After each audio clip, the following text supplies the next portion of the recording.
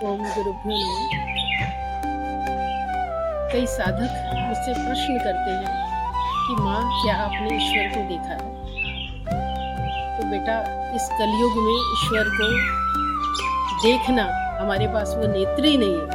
ईश्वर को देखा नहीं जाता, महसूस किया जाता है। हर पल उनकी सहायता को महसूस किया जाता है, उनके साथ को महसूस किया जाता है। और ईश्वर को देखने का ये मतलब नहीं है कि आपने ईश्वर को देख लिया और आपका मोक्ष हो गया, ये आपको स्वर्ग की प्राप्ति होगी। जब तक आपका खुद का चिंतन नहीं सुधरेगा, जब तक आपका खुद का धर्म नहीं सुधरेगा, तब तक आप ईश्वर को देख भी लोगे, ईश्वर के साथ भी रहोगे, आपका सुधार नहीं होगा। मैं इस विषय में आपको एक कहानी सुनाती हूँ, क्योंकि मेरे गुरुदेव से भी मैंने यही पूछा था, तो उन्हीं के द्वारा सुनाई हुई कहानी जो मेरे गुरुदेव ने मुझे सुनाई थी, मैं आप लोगों को बताती हूँ। तिरुपति बालाजी के मंदिर से तकरीबन 40-45 किलोमीटर दूर पर एक जगह है कालहस्ती। मैं भी वहाँ पे दर्शन करने के लिए गई थी। वहाँ भगवान शंकर का वायुलिंग है, बहुत सुंदर जगह है। वहाँ पे एक बड़ा सा बरगद का या पीपल का, मुझे याद नहीं है, पेड़ के नीचे बैठ के मैंने साधना भी करी, और जितनी शांति और सुकून वहाँ साधना करने पर मिला, शायद दूसरी जगह ना मिला। तो गुरुदेव ने बताया था, आप सबने महाभारत की कथा सुनी हुई है, अर्जुन हमेशा भगवान कृष्ण के सखा रहे और भगवान कृष्ण के साथ रहे, उनकी हर बात मानते भी रहे। पर आपको मालूम है कि उस जन्म में अर्जुन का भी मोक्ष नहीं हुआ।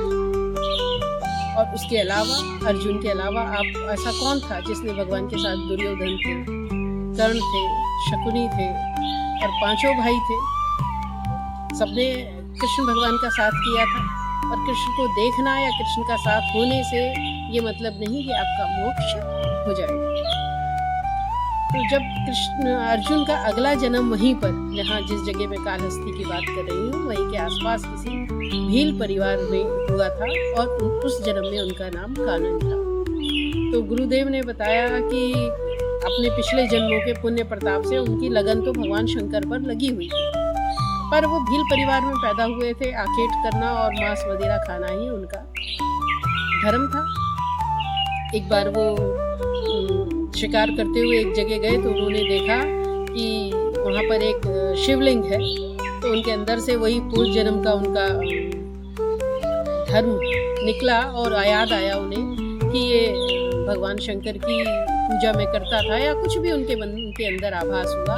उन्होंने वहाँ पर जो आखेट करके एक हिरन लाए थे, वो भगवान शंकर पर चढ़ा दिया और हाथ जोड़कर चले गए। वो तो चले गए, पर जैसे ही वहाँ शाम को पूजा करने एक पंडित आया करता था, जो सुबह शाम भगवान की पूजा प्रसाद लगाया करता था, उसने देखा कि एक हिरन वहाँ मरा पड़ा है। तो उसको लगा बाय चांस ऐसा हो गया होगा, तो उसने उस जगह की पूरी साफ सफाई करी और पूजा प्रसाद भोग लगा के वो चला गया। अगले दिन क्या हुआ कि अर्जुन, जो अब कानन भील के नाम से थे, वो दोबारा आए जंगल में आखेट करने के लिए, और उनका मन फिर उसी जगह आया, और उन्होंने आज फिर एक खरगोश मार के वहाँ पे भगवान शंकर पर चढ़ा दिया। जब शाम को पंडित आए और उन्होंने वहाँ फिर देखा, तो उन्हें बहुत क्रोध आया, और वो श्राप देने लगे कि ये क्या हो रहा है, मैं यहाँ पे करता हूँ और कोई आके यहाँ पे भगवान शंकर के ऊपर मांस चढ़ा जा रहा है। तो इतने में जब वो श्राप देने के लिए अपना संकल्प ले ही रहे थे, तो भगवान शंकर वहाँ प्रकट हो गए, और उन्होंने कहा, आप ऐसा मत करो, जो है वो मेरा भक्त है। तो उसने कहा, प्रभु आपका भक्त है, क्या उसको ये नहीं मालूम कि ये आप पे मांस चढ़ा के जा रहा है? तो उन्होंने कहा, तुम चुप कर देखना, तुम्हें इसका जवाब खुद मिल जाएगा कि वो मेरा कितना बड़ा भक्त है। तो अगले दिन वो पंडित वहाँ पीछे एक पेड़ के पीछे छुप गया। तीसरे दिन फिर वही हुआ, कानन भील को अचानक वही भगवान शंकर से मिलने की, और उसको विधि तो आती नहीं थी, इस जन्म में कुछ भी नहीं जानता। वो फिर वहाँ आया, और जो उसने शिकार कर रखा था वहाँ चढ़ाने लगा। जब वो चढ़ाने लगा, तो उसने देखा भगवान शंकर के एक नेत्र से खून बह रहा है। अब उसको कुछ समझ नहीं आया, मैं क्या करूं। उसने अपनी एक आंख, जो उसके पास चाकू था, उससे निकाली और भगवान शंकर के लगा दी। तभी उसने देखा वो आंख तो वहाँ लग गई, पर दूसरी आंख से खून बहने लगा। अब उसने कहा, क्या समझ में आएगा? तो उसने वहाँ पे, जहाँ पे भगवान शंकर की खोह बनी हुई थी, वहाँ टटोल के अपने पैर का अंगूठा लगा दिया, और आंख लगा के दूसरी आंख वहाँ लगाने लगा। और जैसे ही उसने वहाँ लगाई तो भगवान शंकर प्रकट हो गए। अब वो पंडित भी देखकर हिल गया कि एक भील जिसको पूजा नहीं आती, जिसको ढंग नहीं मालूम, जिसको कुछ नहीं मालूम, पर भगवान शंकर के प्रति उसका इतना प्रेम था कि वो अपनी आंखें निकाल के भी वहाँ दे रहा था। उस जन्म में कहते हैं अर्जुन को मोक्ष मिला। तो भगवान के साथ होने या भगवान को देखने, या अगर आप उस चिंतन में नहीं है, आप मान नहीं रहे हो, आप वो कर नहीं रहे हो, तो साथ होने और देखने के बाद भी आपको उसका पुण्य फल तो मिलेगा, पर मोक्ष मिल जाएगा ऐसा नहीं होगा। ओम गुरुभ्यो नमः। ठीक।